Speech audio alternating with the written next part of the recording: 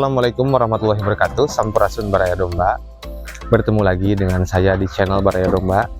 Dan di video kali ini saya akan menjelaskan seputar masalah bank pakan ataupun perbandingan populasi kandang dengan bank pakan yang harus kita sediakan untuk menopang keberlangsungan ternak kita tanpa harus repot mencari kesana kemari gitu kan. Intinya untuk menutupi kebutuhan pakan harian ternak kita gitu Baraya ya.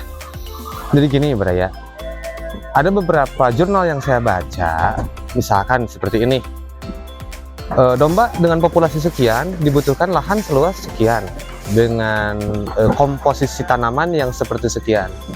Itu emang benar, tapi tidak sepenuhnya benar. Kenapa seperti itu?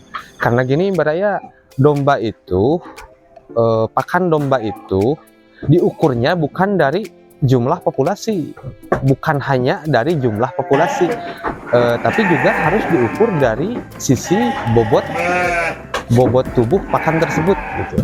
Ada rumus-rumus tertentu, diantaranya seperti ini,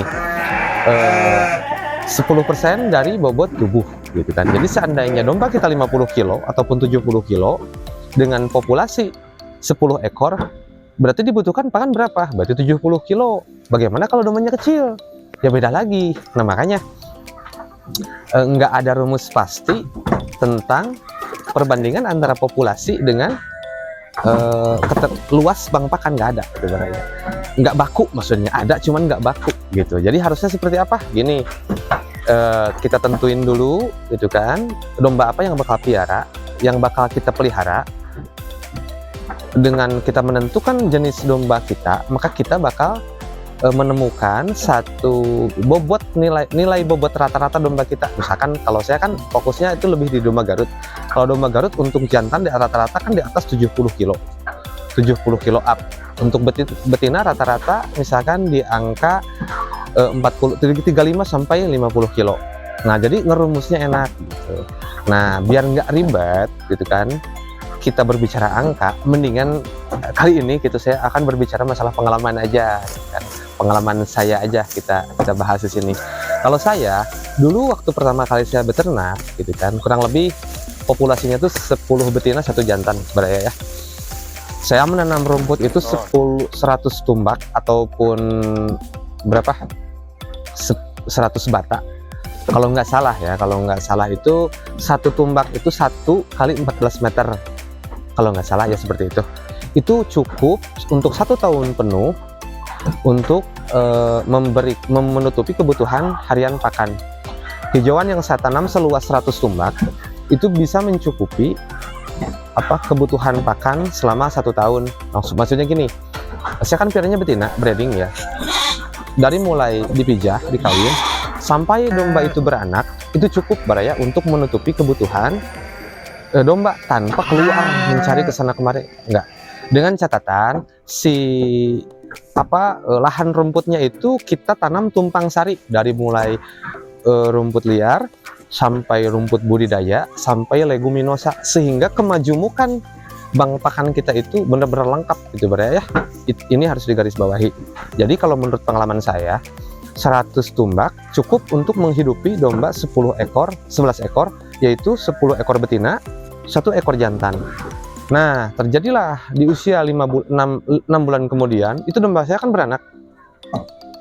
Ada yang 2, ada yang 3, ada yang 1 gitu kan. Berarti ada lonjakan populasi. Misalkan kalau indukannya 10, di rata-rata kan anakan 2 aja ya. Berarti jumlah keseluruhan ternak saya itu dari anak sampai indukan sampai bejantan itu kisaran anaknya 20, induknya 10, jantannya 10.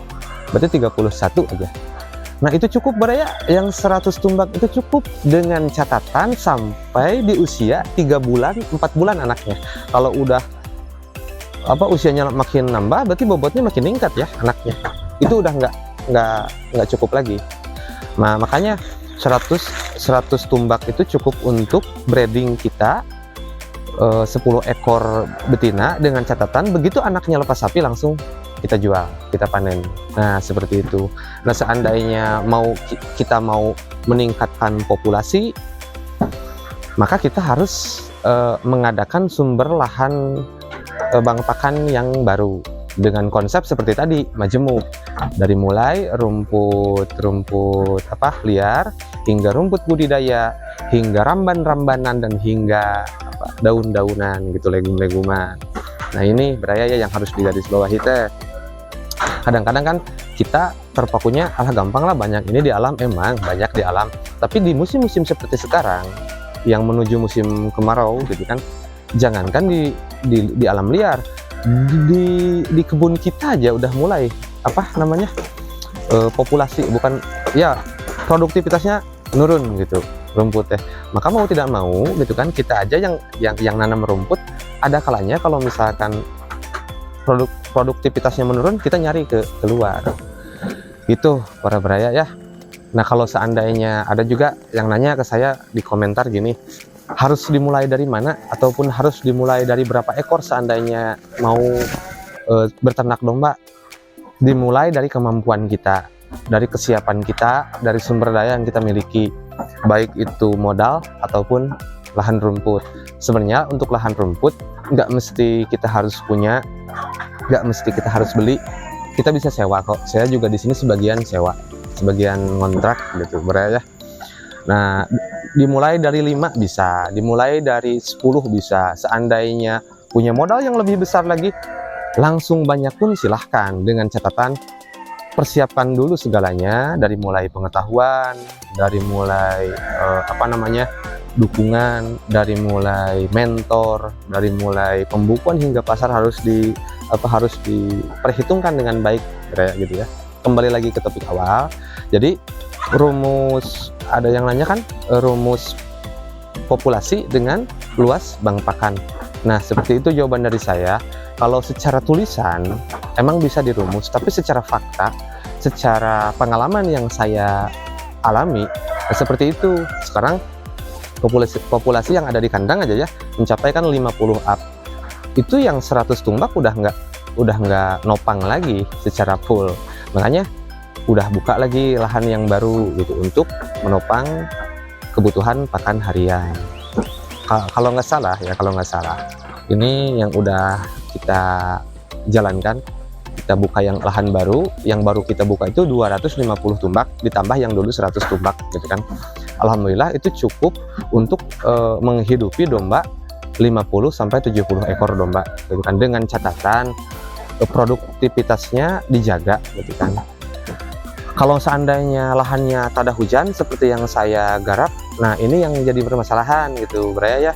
Kalau irigasinya baik, wah itu udah aman lah. Jangan 100 tumbak ditambah 250 tumbak berarti 350 tumbak, terus irigasinya terpenuhi, itu aman sepanjang tahun untuk 70 aman, insya Allah aman, dengan catatan tumpang sari yang tadi saya jelaskan. Tapi kalau tanahnya tak ada hujan seperti di tempat saya, itu emang agak sedikit kurat karet di saat musim kemarau tiba seperti sekarang ini gitu. Solusinya kita sebagian nyari ke alam. Kebetulan kandang kita berada di pesisir Jati Gede gitu kan. Seandainya Jati Gede surut, itu rumput subur banyak. Nah, kita larinya ke sana sebagian gitu kan. Nah, seperti itu para baraya ya. Mudah-mudahan menjawab setiap pertanyaan para baraya. Mudah-mudahan menjadi sebuah referensi literasi yang bermanfaat untuk baraya gitu kan. Jangan lupa dukung channel ini dengan cara share, komen, dan subscribe gitu para baraya. Salam Mano, salam Sunda, sampurasun.